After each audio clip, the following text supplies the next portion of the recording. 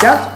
Então, queridos, a gente vai trabalhar essa parte da matéria extremamente importante, justamente porque acaba tangendo várias disciplinas.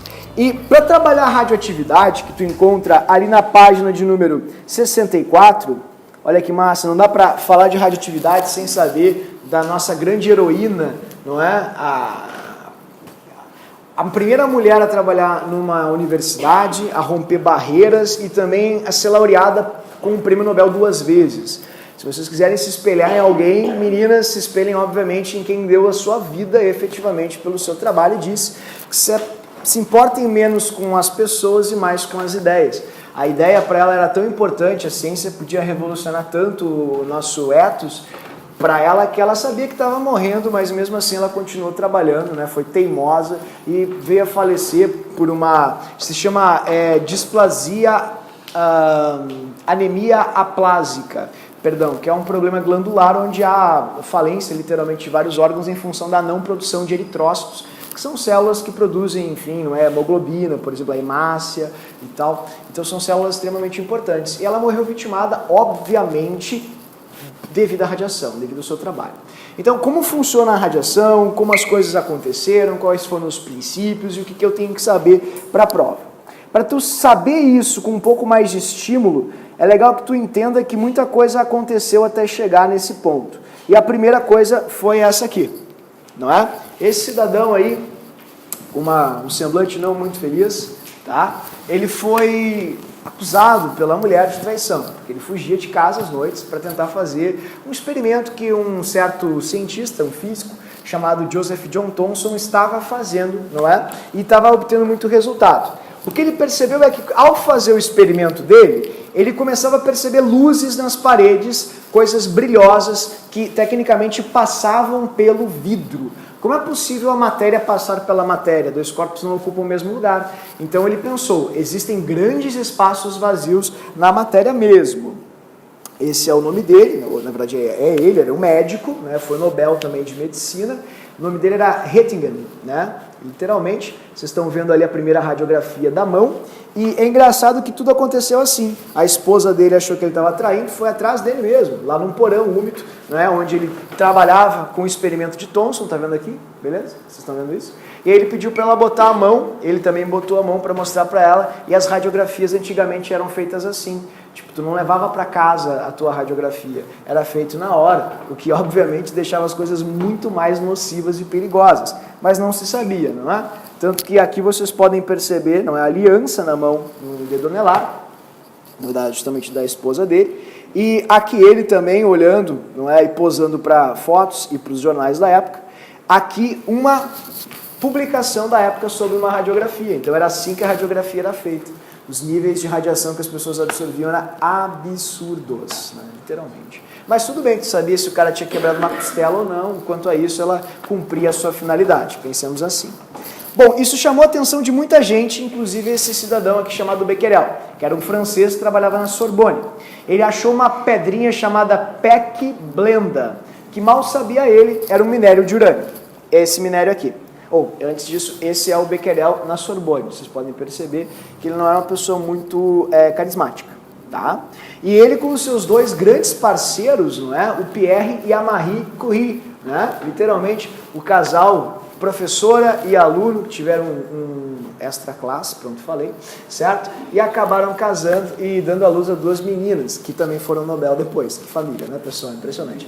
Então eles eram o trio radiação, trio radioatividade. Eles trabalhavam juntos o tempo todo. Ela era a mais chata, a mais, né, enfim, determinada, a mais empenhada, e graças a ela que a gente sabe tanto a respeito de radioatividade. Essa é a foto clássica da descoberta do rádio. Vocês podem ver o panfleto ali, sempre a Marie trabalhando, e essa era a Pec Blenda, como eu falei para vocês, que eles não sabiam o que era. Uma pessoa chegou e disse assim, seu Becquerel, tem uma pedrinha aqui que dá uns brilhinhos, tu quer analisar? E ele, opa, vamos ver. E aí ele levou. O problema é que quando ele começou a estudar essa pedra, ele deixou na gaveta, essa é a pedra, não é, normal, assim, real, como vocês bem podem ver. Ó, ela brilhava, tá vendo? Ah, que interessante esse brilho, vamos olhar esse brilho, coisa bacana esse brilho. é mais uma foto da pedra, e essa é uma foto bacana e emblemática para a ciência, porque ele deixou na gaveta dele a pedra em cima desse papel que ele fez ali, rabiscos. E aí quando ele foi dar a palestra sobre a emissão, ele percebeu que, olha como é que estava. E que também no peito dele, onde ele tinha a pedra guardada, ele tinha dermatite de contato, que são aquelas pequenas ulcerações, assim, quando dá aquele comichão, fica vermelhinho, assim, e ele não sabia o que que era. Aí ele pensou, isso emite alguma coisa. E esse estudo das emissões, não é, produzidas por materiais, se chamou de radioatividade. Então esse foi o estudo, literalmente, que impulsionou um novo paradigma científico na ciência, que levou inclusive à descoberta, não é, justamente dos átomos vazios, que é o átomo de Rutherford, como a gente estudou. Então, o que é importante saber sobre a radioatividade? Os tipos de emissões radioativas. Emissões, isso é muito, muito importante. Quais são as emissões? Quais são as suas características? E de onde vem? Tá? Emissões radioativas. Radioativas. Bom, a primeira coisa que inclusive foi uma questão bem chata da PUC de 2013, muita gente errou, é saber de onde ela nasce. Se ela nasce do núcleo dos átomos ou da eletrosfera. Pouca gente sabe disso.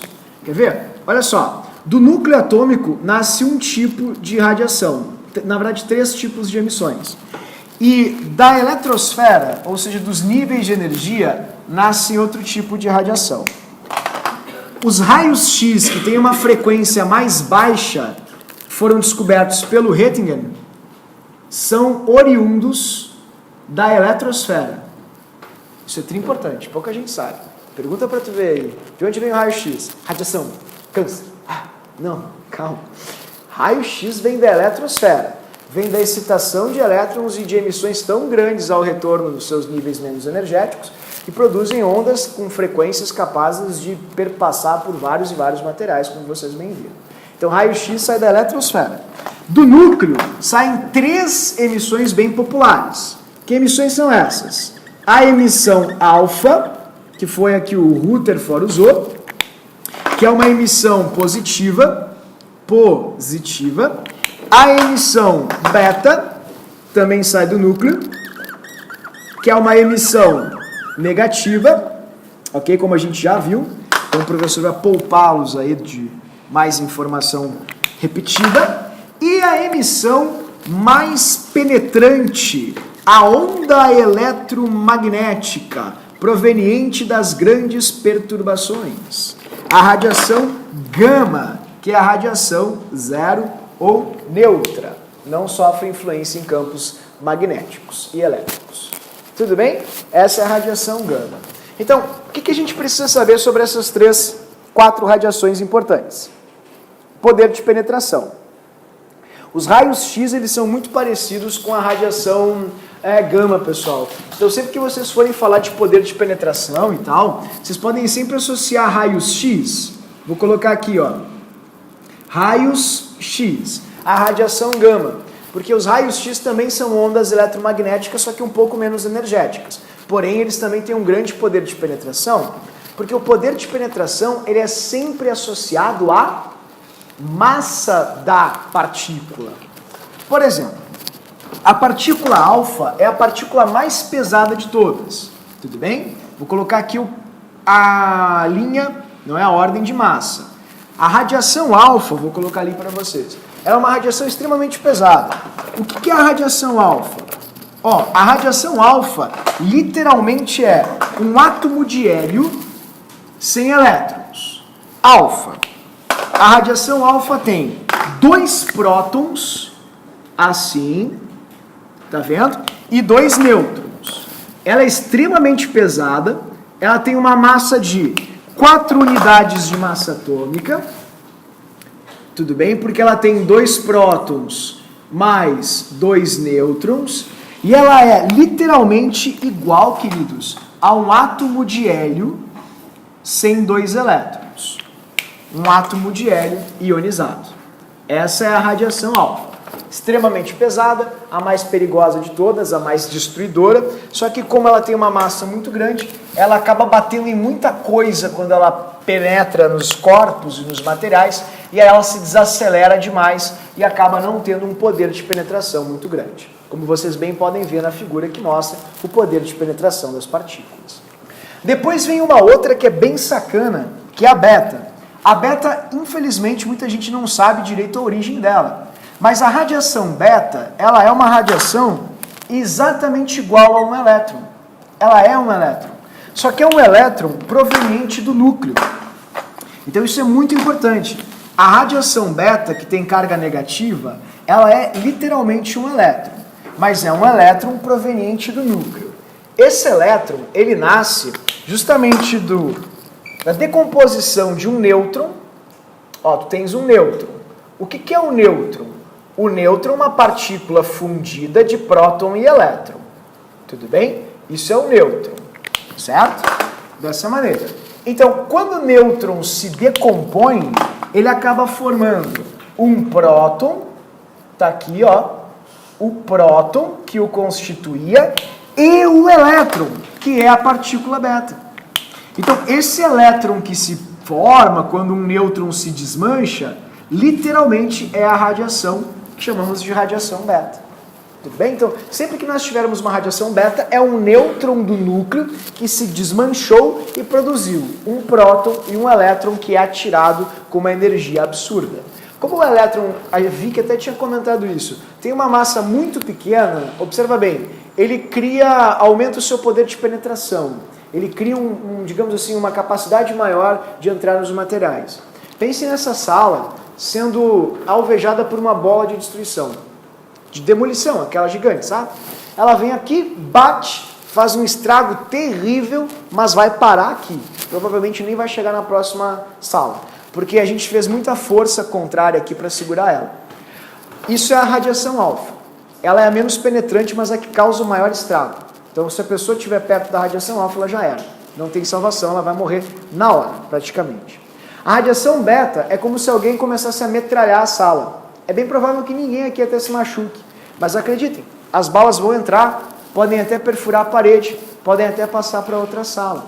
Isso é a radiação beta. Ela tem o maior poder de penetração. Talvez alguns de nós sejamos alvejados. É isso que acontece quando alguém fica exposto à radiação beta. Tu não sente na hora, mas depois tu começa a se sentir mal e tu viu que a tua célula acabou falecendo, teve uma mutação, tu desenvolveu um câncer, teve um problema nas glândulas, no pâncreas, ou enfim, algum órgão, essencial, que depois vai promover uma espécie de metástase celular e que, enfim, vai vitimar a pessoa de câncer.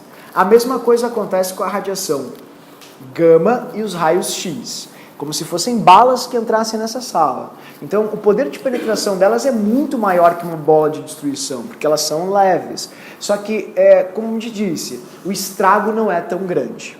Tudo bem? Então, se uma pessoa fica exposta à radiação gama, não é tão ruim quanto uma radiação alfa. Se ela fica exposta à radiação alfa, não tem solução. Ela já era. Se ela fica exposta à radiação gama, pode ser que ela consiga, o próprio organismo consiga absorver aquilo e até a pessoa consiga sair ilesa depois, enfim, de algum tratamento. Um exemplo disso é uma coisa chamada quimioterapia. Na quimioterapia, a pessoa é exposta a raios X e também a principalmente radiação gama. E ela tecnicamente faz isso para matar o tumor e não a si própria, infelizmente, né? Ele fica no núcleo. Isso vai ser uma das leis da radioatividade que a gente vai ver agora, que são bem importantes. Muda o número atômico, porque acrescentou um próton. E o próton determina o número atômico. Tudo bem? Bom, e a radiação gama, eu vou mostrar isso direitinho para vocês ali nas leis da radioatividade. Pode ficar bem tranquilos. E a radiação gama, queridos, ela é uma perturbação causada no núcleo. Então, sempre que ocorre uma perturbação nuclear, a gente tem o que chamamos de radiação gama. Ela não tem massa, porque ela é uma onda eletromagnética, ok? Ela só vai ser literalmente uma perturbação. Carga zero, dessa maneira, massa zero também, isso é bem importante. Ela é uma mera onda eletromagnética. Onda eletromagnética. Só isso. Assim como os raios X. Tudo bem? Ah, mas isso aí é muito perigoso, é uma coisa muito ruim. Pessoal, vocês comem tomate com frequência? Se vocês forem comer tomate, leiam no supermercado onde tu comprar, que normalmente tem uma plaquinha dizendo assim, tomates irradiados. Alguém já ouviu falar disso? É um tomate que tu conserva por radiação. Eles deixam o tomate exposto a pequenas doses de ondas de raio-x ou de radiação gama para matar qualquer tipo de micro-organismo que pode, enfim, decompor o tomate ou causar algum problema para ti, caso tu ingira um micro-organismo patogênico. Onda eletromagnética. Eletromagnética. Tudo bem? Tem um alquimista que disse uma coisa muito bacana uma vez. O nome dele era Paracelso. Ele falou que a dosagem é a única coisa que separa o remédio do veneno. Tudo é veneno. Água demais afoga. As pessoas não se dão conta disso. Radiação não é o problema. O problema é a dosagem. Sempre a dosagem que é o problema. Tudo bem? Então tá aí uma onda eletromagnética. Como a Giovana Caldeira perguntou, como é que isso se aplica efetivamente nos átomos? Isso é uma coisa muito importante. Bom, as radiações mais comuns, que são a alfa, beta e gama, são todas radiações nucleares. Então a gente vai ver agora as leis da radioatividade. Vocês estão enxergando ali ainda na página de número 64. Tudo bem? Essa figurinha é muito importante para vocês enxergarem exatamente o que acontece quando um átomo emite radiação. Tudo bem? Preciso que vocês cuidem bastante disso. Leis da radioatividade. Thiago, que eu achei que nesse negócio do elétron, por isso que ele ficava com mais um íon, não por causa daquele próprio. Que apareceu. Não. Depois disso. Então. Tá bom, não tem problema. Bom, mas olha só, vamos ver se eu consigo me fazer entender. A gente sempre tem que cuidar do tipo de emissão. Então vamos começar com a emissão alfa. Emissão, a primeira aqui, ó, que é a mais popular. Emissão alfa. Como funciona uma emissão alfa? Essa figura ela é ótima. Dentro do núcleo atômico, assim, ó, dentro do átomo, no núcleo atômico, vocês vão encontrar várias bolinhas que são prótons e nêutrons. A emissão alfa é a retirada, a saída de 4 destas bolinhas que estão literalmente dentro do átomo, no núcleo atômico. Quando essas bolinhas são retiradas, são emitidas, vocês vão perceber que esse átomo, esse núcleo pai, como a gente chamamos, esse nuclídeo, ele vai sofrer uma metamorfose, uma transformação. Porque se ele perde elétron, tudo bem, ele não perde sua identidade, pois não são os elétrons que dão a identidade de um átomo. Agora, se ele perde próton, daí ele muda de elemento. Vocês já ouviram falar de alquimistas que queriam transformar as coisas em ouro? Dá para transformar o metal em ouro? Dá, muito fácil. É só tu fazer isso aqui, ó. Se chama transmutação. E por que ele não está rico, então? Porque é difícil, queridos, não é fácil. Senão todo mundo faria, né? E o preço que tu gasta para conseguir fazer isso é muito superior ao preço do ouro, popular mais-valia. Então, não vale a pena. Por que a gente vai fazer isso, se é mais fácil extrair ouro da própria natureza? Então, esse é o princípio básico da emissão alfa. No núcleo existe muita energia potencial, nesse nuclídeo pai que a gente chama que é o núcleo pai. Por quê? Porque os prótons estão se repelindo muito, muito, muito. Qualquer coisa que perturbe esse núcleo faz com que a instabilidade venha à tona. E aí ele acaba se fragmentando. E é essa fragmentação que, junto com as partículas, acaba também emitindo muita energia, que é o que a gente, por exemplo, percebeu em Hiroshima e Nagasaki, não é? Em 45. Olha só, a radioatividade ela não é espontânea. Sim, mas depende da frequência do que é emitido. Como a gente pode ver, radioatividade é qualquer emissão de energia, seja ela na forma de ondas eletromagnéticas ou de partículas. A todo momento nós estamos sendo expostos a emissões radioativas, a raios UV, UVA, UVB, UVC, não é?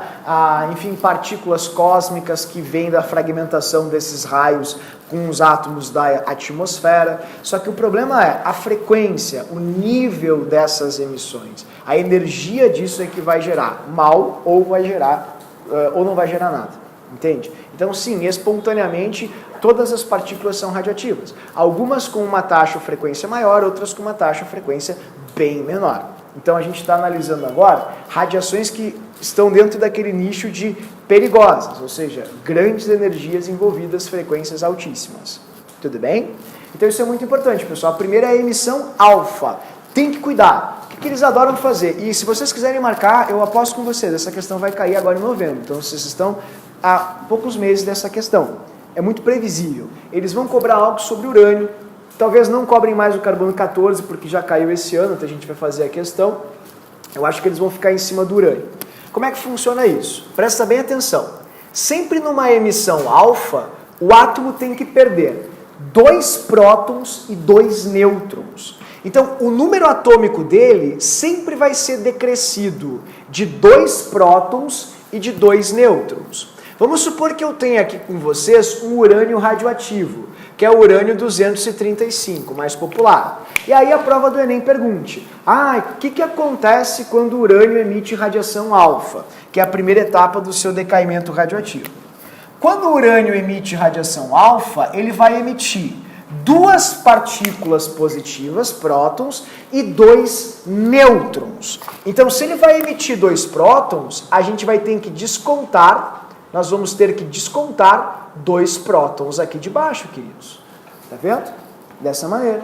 Se ele emite 2 prótons e 2 nêutrons, nós teremos que descontar 4 partículas aqui de cima. 4 unidades de massa atômica. Tá vendo? Então, o que vai acontecer? Ele vai produzir um hélio positivo, ou seja, ele vai produzir uma radiação alfa, que tem 4 unidades de massa, vocês podem encontrar 4 bolinhas, 1, 2, 3, 4 bolinhas, e 2 prótons. Essa é a radiação alfa. E aí o Enem vai perguntar para ti qual é o elemento que tu vai obter. Qual é o elemento que tu vai obter? Para a gente saber disso, a gente vai precisar consultar um apêndice. E quem é esse apêndice? Então peguem a tabela, por gentileza, está na última página. Qual é o elemento no qual o urânio vai se transformar após emitir uma alfa? Como é que eu vou saber? Quantos prótons ele perdeu? 2. O professor é meio burro. Se ele perdeu 2 prótons, com quantos prótons ele vai ficar? Quantos prótons? Ele tinha 92, né? Perdeu 2 prótons. Com quantos prótons ele vai ficar? Qual é o único elemento 90 da tabela? Eu sei, é sacanagem, é TH, né? Tório, tudo bem? Não é tão fácil assim. Tório. Então ele vai virar um tório. Qual é a massinha que o tório vai ter, queridos? Perdeu 4 unidades, 4 bolinhas. Ele tinha 235 bolinhas. Perdeu 4, com quantos ele fica? 231. Então o Enem já cobrou várias vezes assim. Seja o Rutherford, desvende até onde o urânio vai. O urânio ele emite 2 alfas em sequência. Desculpa, 1 alfa, 2 betas e 4 alfas. O Rutherford ganhou um Nobel por isso. Fiquem tranquilos, ninguém precisa saber disso. Mas tem uma escala radioativa que vocês encontram na página ao lado. Eu coloquei tudo direitinho para vocês. Viu? Tá ali. Então fiquem tranquilos. Não precisa saber disso, não. Mas tu tem que saber o vai e vem o que acontece. Isso sim. Isso vocês são obrigados a saber. Certo? Agora vamos fazer juntos uma emissão beta. Vamos supor que o teu próprio urânio tenha emitido uma partícula beta. Emissão beta. Emissão beta. A emissão beta é a emissão de um elétron que vem do núcleo, literalmente. Então a gente vai pegar o urânio, ele é o elemento 92, ele é o radioativo perigoso 235, e eu quero fazer com que vocês emitam uma beta. Para nós sabermos que ele emitiu uma beta, a gente tem que lembrar o que acontece para emissões beta. As emissões beta, elas sempre acontecem com a transformação de um nêutron do núcleo em um próton e um elétron. Então isso é muito importante, a gente só consegue entender direitinho essa olhando bem para o quadro aqui, tá vendo? Olha bem para o quadro. Essa bolinha que está pintadinha, coloridinha, ela era cinza, ela era um nêutron, tá vendo? Esse nuclídeo pai. Ela era um nêutron. Então esse átomo que eu te mostrei tinha 92 bolinhas vermelhas, que é o urânio, ok? 92 vermelhas. Acompanhou? Guardou comigo o número 92, sim ou não? Tá. Então ele tem um nêutron. Quando o nêutron se parte e se transforma no elétron e no próton, a Giovana Caldeira perguntou, onde é que fica o próton? No núcleo.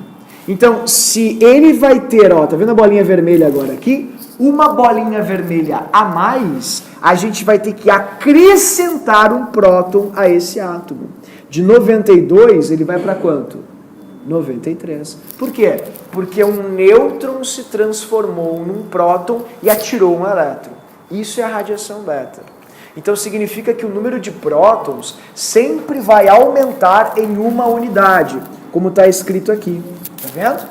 Não entendi por quê. Porque um nêutron se transforma num próton e num elétron. O nêutron não era próton, mas ele virou um próton. Então, se o átomo tinha 92 bolinhas vermelhas, ele agora com uma cinza que virou vermelha, vai ter 93 bolinhas vermelhas. Ou seja, ele vai aumentar o seu número de prótons. Sempre que eles pedirem para que vocês emitam uma beta, vocês vão ter que caminhar uma casinha para frente do elemento na tabela periódica. Tu só precisa acrescentar um próton, pois um nêutron vai se transformar num próton. Um nêutron vai se transformar num próton. Um nêutron vai se transformar num próton. E aí vem a minha pergunta, eu não sei. Qual é o elemento de número 93?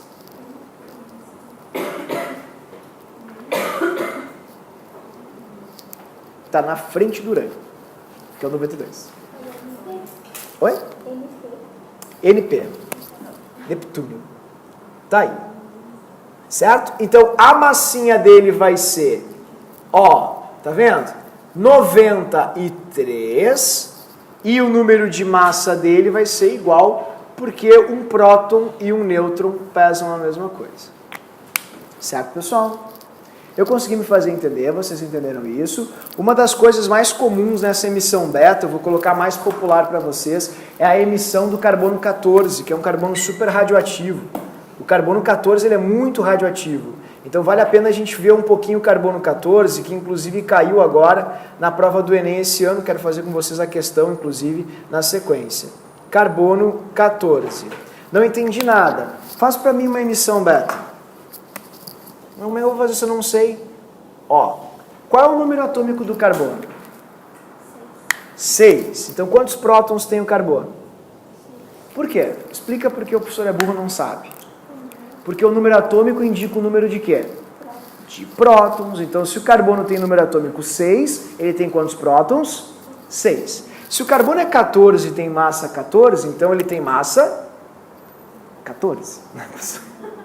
Tá aí, ó. 14. O carbono 14, ele é um dos grandes beta-emissores da natureza. Então, a pergunta que o Enem vai te fazer é: quando o carbono 14 emitir uma radiação beta, o que vai acontecer com ele? Ele vai se transformar em quem? Eu não entendi nada. De onde vem a radiação beta? Volta comigo, me explica. De onde vem a radiação beta? Vamos lá. Ela vem da eletrosfera ou vem do núcleo? Está escrito aqui, ó, do núcleo, sim ou não? Tá, e ela vem de onde? Quem é que origina a radiação beta? Vamos procurar onde está escrito beta. Beta. A beta vem da onde? De um núcleo, ok? Mas qual partícula do núcleo? Ah, do nêutron. E o que acontece com o nêutron? Ele se desmancha, ele se transforma no quê? Tá, então o nêutron se transforma no quê?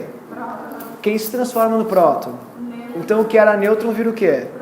Quantos prótons ele tinha? Tá. Quantos nêutrons ele tem? 6. 6 mais 6 dá 12. Ele tem 8.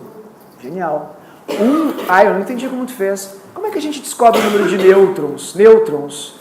A gente pega o maior e subtrai do... Então eu vou fazer essa conta, que conta de menos eu sei. 14 menos 6 dá quanto?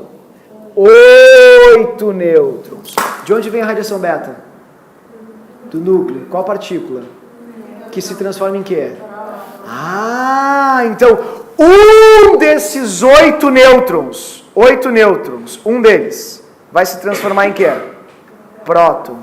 Então um dos 8 nêutrons vai virar próton. Quantos quantos prótons o carbono tinha?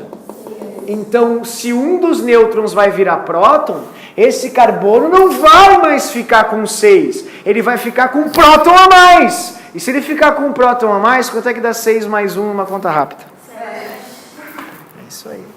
Agora, deixa eu fazer uma pergunta, o professor é muito burro, né? Foi educado lá em Canoas, Confins de Canoas. Deixa eu fazer uma pergunta bem simples. Se ele vai aumentar o número de prótons, que é o número que identifica o átomo, né? Ele vai continuar sendo carbono, pessoal? Quem é o elemento 7, o único elemento 7 que existe?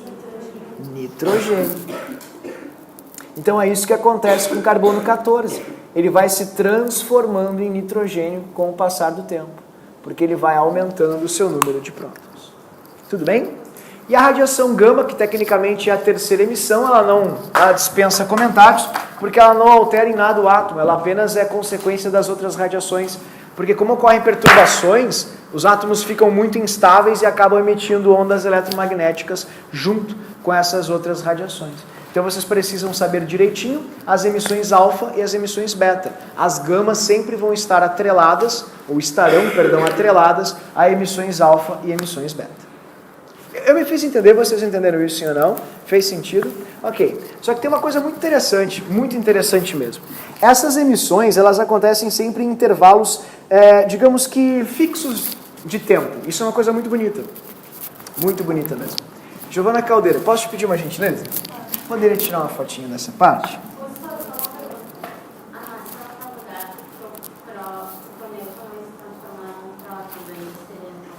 Genial.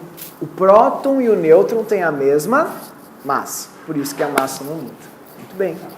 Bom, o que vai acontecer aqui, queridos, é o que esse gráfico está mostrando para vocês. Esse gráfico, ele é muito interessante. Funciona assim. Quando a gente tem uma amostra radioativa, essa amostra sempre emite radiação com uma certa frequência. E essa frequência é fixa, ela nunca muda. A gente chama de energia conservatória. Ou seja, na física, os físicos chamam, né, de energia conservatória.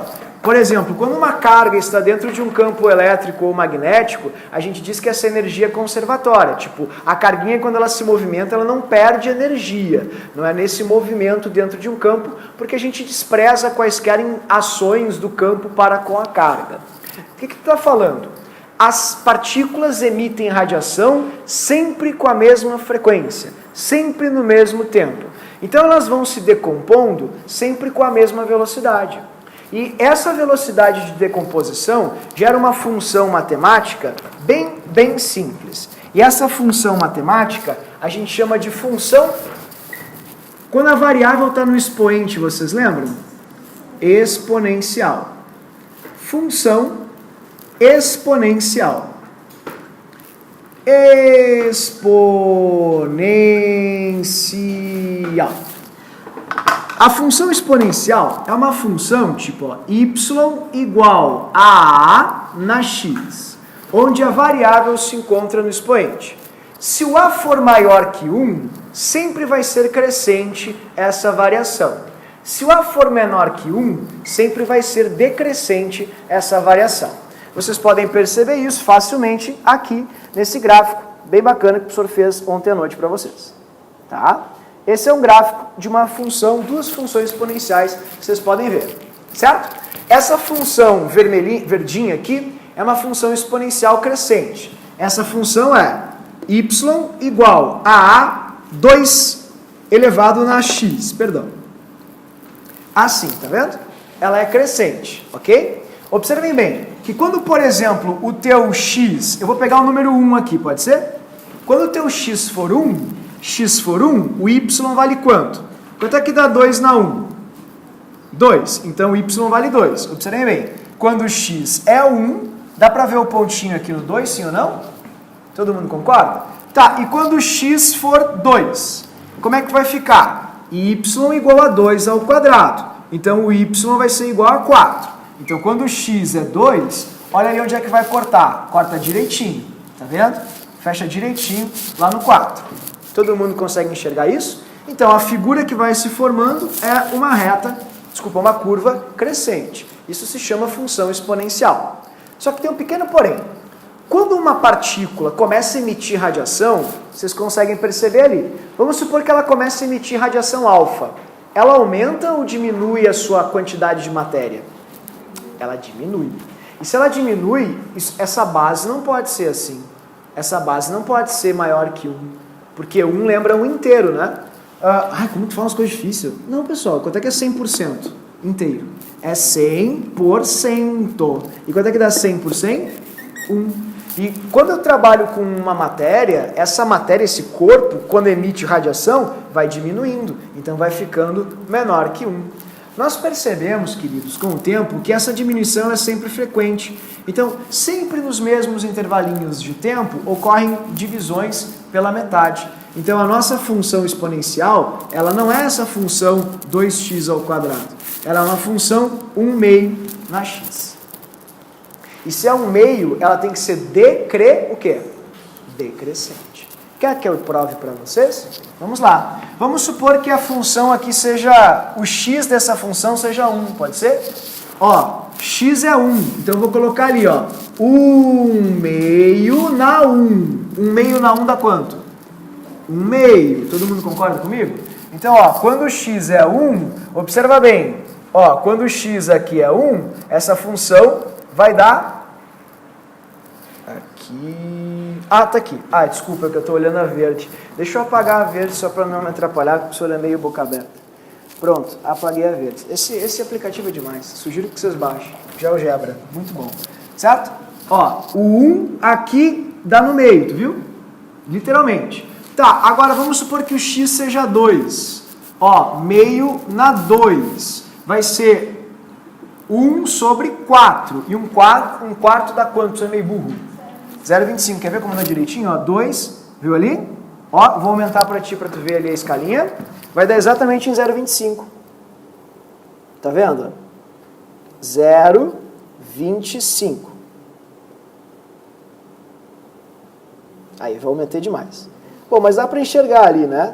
Que fica ali em 0,25, ponto G. Tá vendo o ponto G aqui? Ó, dá direitinho em 0,25. Vocês estão vendo isso? Então, isso é uma função exponencial. É uma função que decresce sempre nos mesmos intervalos de tempo, sempre na mesma quantidade. Quando entrarmos em cinética, eu vou mostrar que os matemáticos e os físicos não sabem nada, que falta informação química aqui para eles, porque isso aqui não acontece com todas as reações, não. Somente com reações de primeira ordem. Se elas forem de ordem 0 ou de ordem 2, isso não pode ser aplicado. Mas como esse é um conhecimento mais profundo, trabalharemos no livro de Físico-Química. Por enquanto, que é o que as provas cobram, eu quero que vocês enxerguem esse gráfico assim. A nossa função matemática, ela vai ser igual a 1 meio na x. Porque como está havendo uma reação química, a nossa função exponencial, ela vai indicar sempre algo decrescente, pois há sempre perdas de quantidade, perda de matéria, ok? Então, essa perda, ela sempre vai acontecer em intervalos fixos de tempo. E sempre com a mesma proporção, dessa forma. Vou mostrar aqui para ti, ó. Olha a proporção.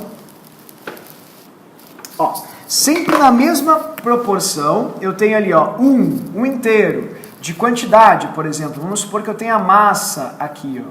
Massa, ok? E aqui eu tenho tempo. Desse jeito. Ó, o tempo que leva para ficar pela metade essa massa, vamos botar a metade aqui, 0,5 de massa. É exatamente um período fixo. Vamos supor que sejam 3 quadradinhos aqui, certo? Nesse período, estou inventando os valores aqui para vocês. Tudo bem? Eu vou chamar isso aqui de tempo 1. Tempo 1, assim, certo? Então, nesse tempo 1, aconteceu uma pequena decomposição. 3 quadradinhos mais à frente, 1, 2, 3, eu vou ter 2 vezes esse tempo 1. Assim, ó. Tá vendo? Olha onde é que vai dar. Vai dar bem na metade desse intervalo. Vai ficar com 0,25. Assim, como tu pode ver. E assim vai. Sempre a metade da metade. 3 vezes esse tempo 1. Esse tempo 1, queridos, é chamado de tempo de meia-vida. E tem algumas meias-vidas que vocês devem conhecer, que são meias-vidas muito, mas muito importantes. Como, por exemplo, a meia-vida que eu acho que vai aparecer agora esse ano, que é justamente a meia-vida do césio. Porque eles já cobraram agora da gente o carbono 14 Quero fazer a questão para vocês verem como é fácil, ok? Só que muita gente errou, foi engraçado isso. Então eu acho que não vale a pena abrir mão dessas informações, né? Teve uma quantidade de erro muito grande, isso me deixou um pouquinho preocupado numa questão que foi relativamente fácil, porque ela é sempre do mesmo jeito. Não sei se vocês lembram da questão do carbono 14. Eu vou mostrar isso para ti. Então, o que é o tempo de meia-vida? É um intervalo fixo de tempo no qual sempre vai haver uma decomposição de 50%. Fixa, sempre do mesmo jeito. Então, aqui nesse primeiro tempo de meia-vida, eu tive a gente chama de, que foi pela metade. Aqui foi a metade da metade, dessa forma, 1/4. Aqui foi a metade da metade da metade, 1/8. Então, o meu período de meia-vida, que eu vou chamar de P, sempre vai ser igual a 1/2, elevado no número de meias-vidas, que é exatamente a função exponencial que eu mostrei para vocês em cima, por isso que gera justamente esse gráfico. Então, não interessa a quantidade que vocês tenham no início, sempre num período fixo de tempo, ela sempre vai se decompor pela metade. Um período interessante de meia-vida, que eu acho para a prova agora pode ser cobrado, inclusive, é o do césio. O período de meia-vida do césio é de 30 anos. Então, a cada 30 anos, o césio se decompõe pela metade. Vamos supor que lá em Goiânia, e fechou 30 anos agora, por isso que é importante, fechou ano passado, em abril do ano passado. Então, o que acontece? Vou te mostrar para vocês ali o videozinho rapidamente, não vou tomar muito teu tempo, prometo, mas é que é algo bem importante para a prova, tá, pessoal? Tá ali o acidente do césio. Então, enquanto vai aparecendo aí, vou falando para vocês. A cada 30 anos vai havendo uma decomposição de 50%, e é agora que se pode entrar literalmente lá na casa da Lady das Neves, que vocês estão enxergando agora aí, onde houve a contaminação, e começar a fazer um trabalho um pouquinho pericial, um pouco mais profundo, porque a radiação deu uma boa baixada em virtude da primeira meia-vida. Essa reportagem é da época, né? Vocês podem ver, de 87, quando saiu no jornal, Fantástico, para ser mais expressivo, e mostraram como aconteceu, uma dramatização bem bacana. E as pessoas curiosas achavam legal que tinha uma pedrinha que brilhava, era demais, todo mundo se passava a pedrinha, mostrava uns para os outros. Até hoje teve mais de 6 mil casos de ação judicial acusando o acidente, ou a prefeitura de negligência, por causa justamente da contaminação com césio. 2 pessoas morreram na hora, mais 4 pessoas ao total, se não me engano, morreram depois. Todas essas pessoas que vocês estão vendo aí morreram, né? E a que morreu primeiro foi essa menininha, a Lady das Neves, que inclusive deu nome para a praça ali, que fica na região. Até hoje a casa existe do mesmo jeito, não mudou absolutamente nada, exceto o nível de radiação. Até porque não pode mudar nada, porque ninguém pode chegar lá e mexer em algo. A partir de agora, já pode. Então eu queria fazer com vocês justamente essa questão, que é a questão sobre decaimento radioativo, que o Enem cobrou e tal, né? Eu acho que vocês têm ela no livro, deve ser a última questão da bateria de exercícios, ou penúltima. 46, se vocês puderem pegar ela, página 77. Isso foi uma coisa muito difícil, olhem bem. Quando a Lady das Neves morreu, ela morreu em poucos dias, eles foram enterrar ela no cemitério. E as pessoas começaram a, boicotar, brigar, jogar coisas, porque não queriam ela enterrada lá, porque ela era lixo radioativo, né? Esse era o pai dela, acabou falecendo depois também. Uma história bem trágica, pessoal. Coisa bem, por total ignorância, literalmente, falta de conhecimento. Então, infelizmente, aconteceu no Brasil. Muitos associam ao maior acidente envolvendo radiação de todos os tempos. Certo?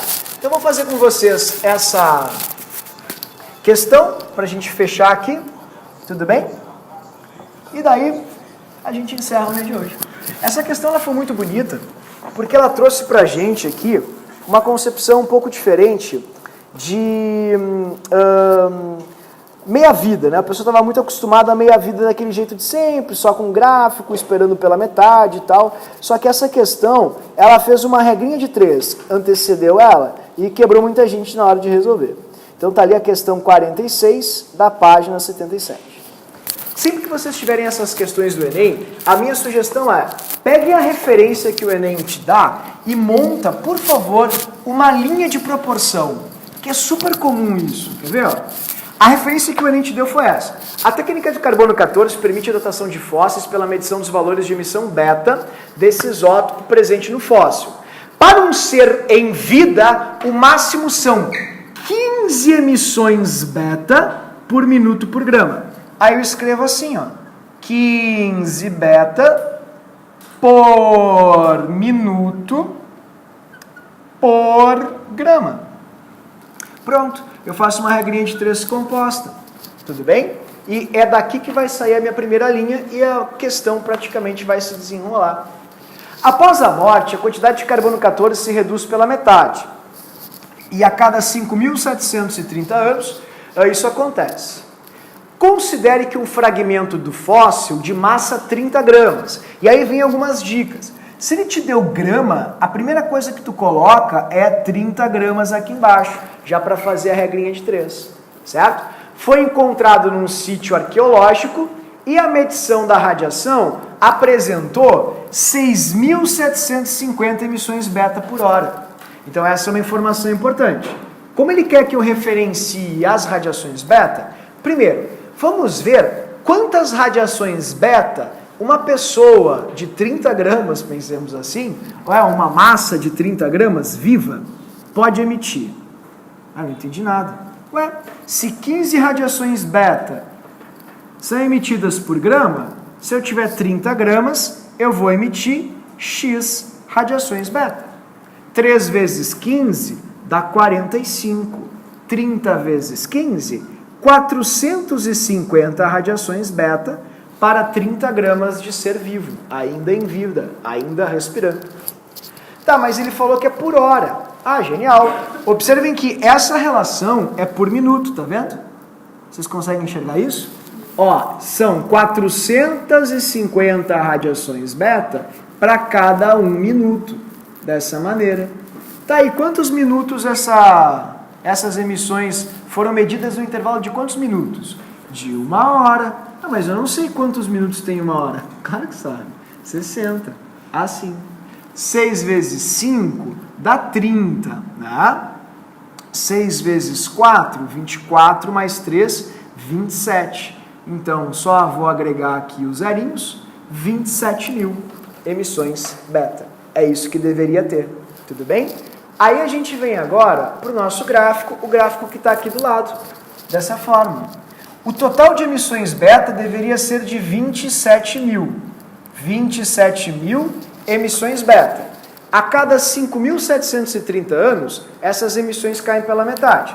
Então, no primeiro intervalo de 5.730 anos, essa quantidade caiu pela metade.